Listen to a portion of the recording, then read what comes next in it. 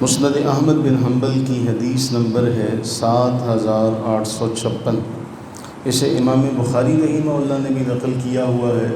اور امام مسلم رحمہ اللہ نے بھی اسے اپنی صحیح میں نقل فرمایا، اور امام بخاری نے اسے متعدد مرتبہ نقل کیا، اور ہم اس سے پہلے بھی اس روایت کو کئی مرتبہ پڑھ چکے ہیں، آپ احباب کے علم میں ہوگا۔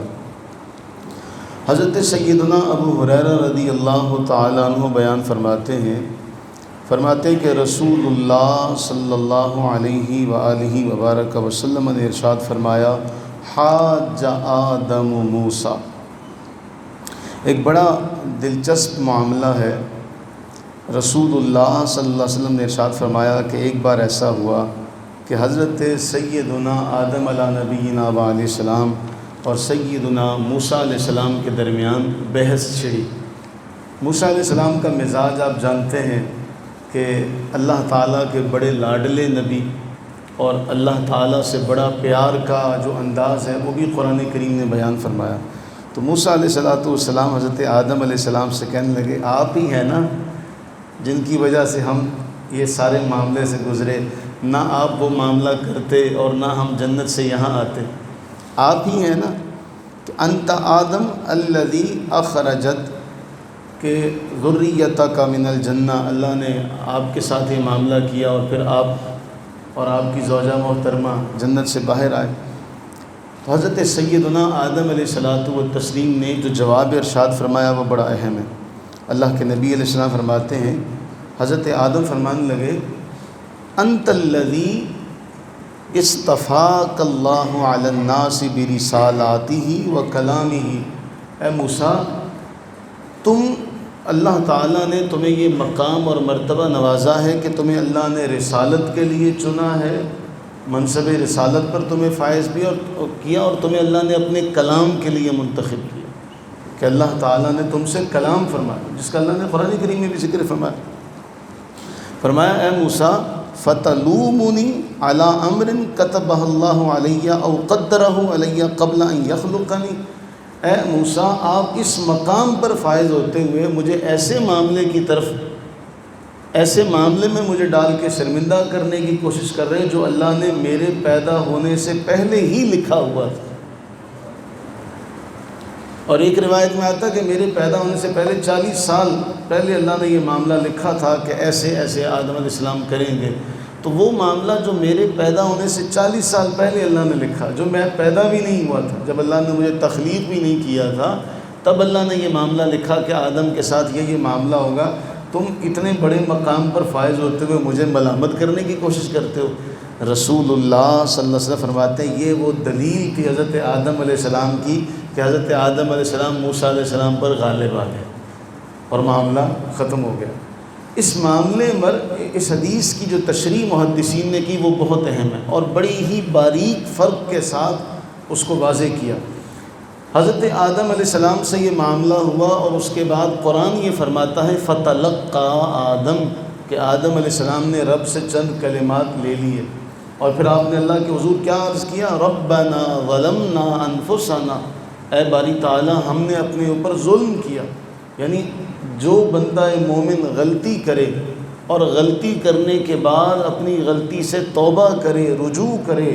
معافی تلافی کرنے کے بعد نیکی کے رستے پر آ جائے، وہ تو یہ بات کہہ سکتا ہے کہ اللہ نے ایسے لکھا تھا۔ اور یہ آدم علیہ السلام کی سنت کہ جو بندہ غلطی کر لے اور غلطی کرنے کے بعد توبہ کا اسے موقع مل جائے، اور وہ توبہ کرنے کے بعد توبہ طائب ہو کر نیکی کے راستے پر چل پڑے، وہ تو یہ کہہ سکتا بھی تقدیر میں ایسا تھا۔ لیکن جو گناہ پر اڑا رہے اور گناہ کرنے کے بعد اس گناہ پر قائم رہے، وہ یہ نہیں کہہ سکتا کہ اللہ نے میرے لیے ایسے لکھا ہوا تھا۔ اگر وہ یہ کہے گا تو یہ کفار کا طریقہ۔ اور پھر اس میں ایک بار ایسا ہوا کہ حضرت سیدنا عمر فاروق رضی اللہ تعالیٰ عنہ، مسند اسحاق میں یہ لکھا ہوا ہے اور باقی ائمہ محدثین نے بھی اسے نقل کیا کہ مسند اسحاق کی شرح میں یہ جملہ ہے، حضرت عمر فاروق رضی اللہ تعالیٰ عنہ کے دور مبارک میں ایک چور پکڑا گیا، تو اس چور نے بھی یہ دلیل دینے کی کوشش کی، یہ تو اللہ نے لکھا ہوا تھا، میں چوری کیسے نہ کرتا، یہ تو اللہ تعالیٰ جل وعلا نے میرے مقدر میں لکھا ہوا ہے۔ تو حضرت عمر فاروق رضی اللہ تعالیٰ عنہ فرمانے لگے پھر تم پریشان نہ ہو، ہم بھی اسی تقدیر کے مطابق تمہارے ہاتھ کاٹ رہے ہیں، یہ بھی اسی میں لکھا ہوا ہے، یہ بھی اسی میں لکھا ہوا ہے۔ تو پھر تم ہمیں اگر تقدیر کی بات کرتے تو ہم بھی تمہیں وہی بات سناتے ہیں، تم پریشان نہ ہو، ہم بھی اسی تقدیر کے مطابق تمہارے ہاتھ کاٹ رہے ہیں، یہ بھی اسی میں لکھا ہے۔ تو ہمارے بزرگوں نے ہم پر بہت بڑا احسان کیا کہ ہمیں یہ چند چیزیں جو ہیں ان کو عقائد کی صورت میں ان کو ایک جگہ جمع کر کے ہمیں یاد کروایا۔ آپ دیکھیں کسی دور میں ایمان مفصل اور ایمان مجمل ہمیں یاد ہوا کرتی تھی۔ وہ ایمان مفصل کیا ہے؟ اس ایمان مفصل کے اندر ایک جملہ ہے اور کہ اے باری تعالیٰ ہم تجھ پر ایمان لائے، تیرے ملائکہ پر ایمان لائے، تیری کتابوں پر ایمان لائے، تیرے رسولوں پر ایمان لائے اور اچھی بری تقدیر پر ایمان لائے، والقدر خیرہ و شرہ من اللہ تعالی۔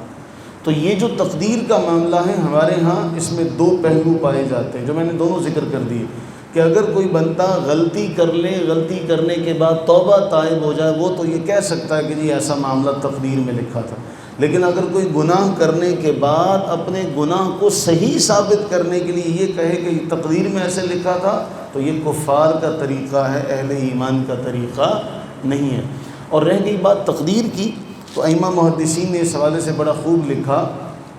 کہ جس طرح اللہ تعالی عالم الغیب ہے،